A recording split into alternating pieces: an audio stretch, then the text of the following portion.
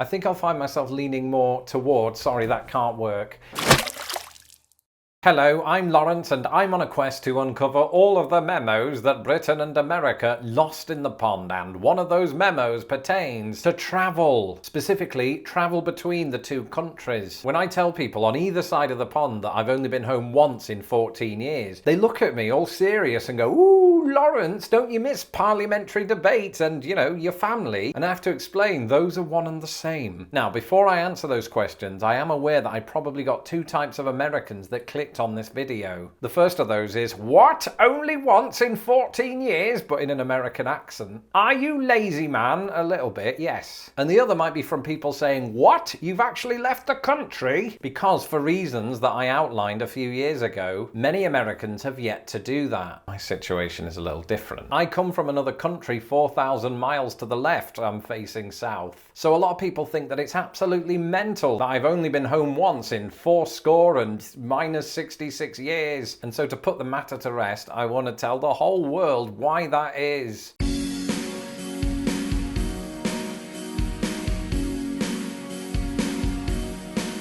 I've spoken many times about when I first moved to the United States, 2008. And for the first 2 years, I was so busy getting to grips with the novelty that is the United States of America and trying to figure out why it wasn't just all palm trees and beaches like the movies would have you believe, that I just didn't have time to think about going home. See, what a lot of people don't tell you is that when you move to another country, it's like starting a second life, right? I'm not a secret agent. Can we dispel that myth? Because it's been floating around Twitter.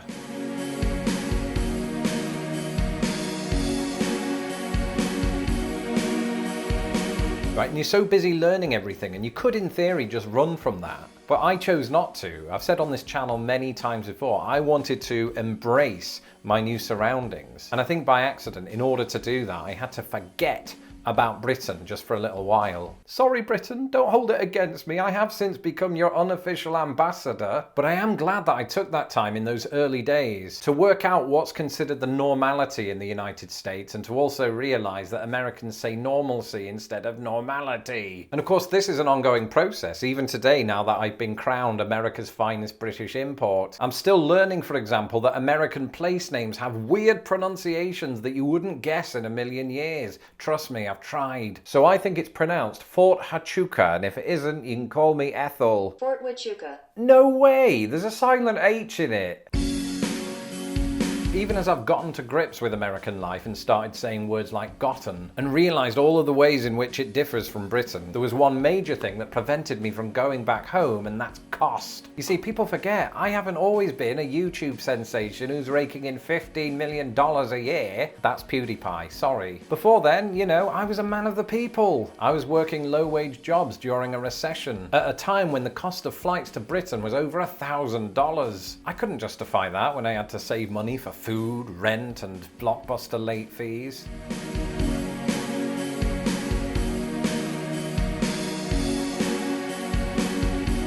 It was a case of, we've got Skype for free. Hello, Mum and Dad and Uncle Toby when you're not in prison. I promise you I'll come and visit once the costs come down on virtual reality. Eventually, the costs did start to come down on plane tickets. And eventually, I grew into my career, whatever that is. Even 3 years ago, my channel had moved out of embryo status and into that of a child, not yet a fully fledged human. I don't know where I'm going with this. And was making a bit of money on top of the full-time job that I had here in Chicago. And finally, after living in the US for 11 years, I was able to leave for a fortnight. That's 2 weeks in British parlance.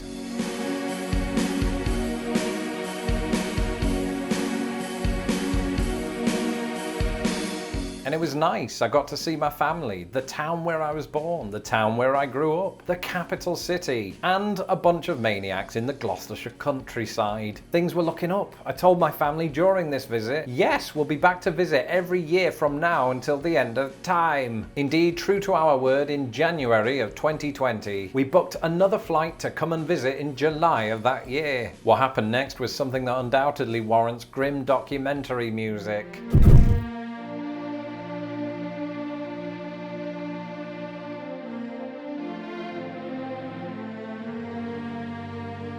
The pandemic put everything on hold, didn't it? Including our third failed attempt to visit Paris. Will we ever get to go? Only time will tell.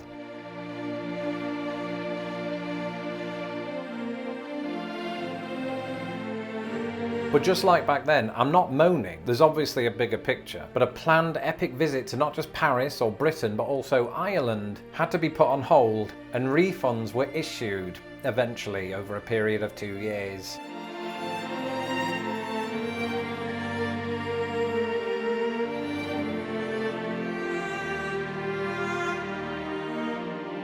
But even as things started to open up again, there was a period where air travel was a no-go. So what did my wife and I do? We decided to see a bit of America.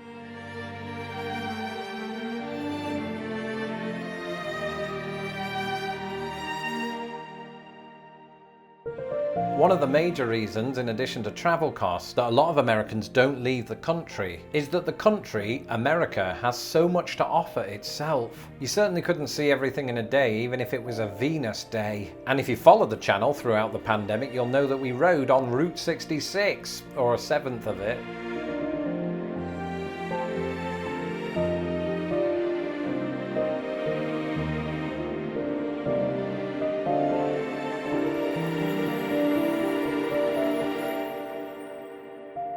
Later, down the road, we ended up in the state of Pennsylvania.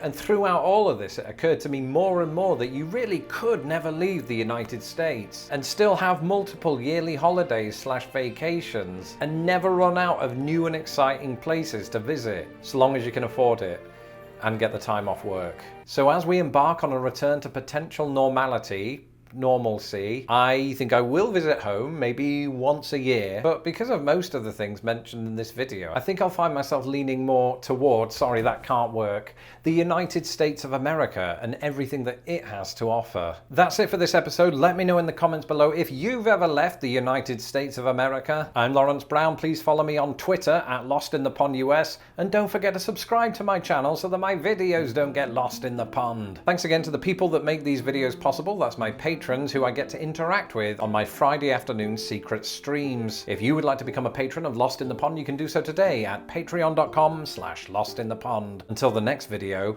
goodbye.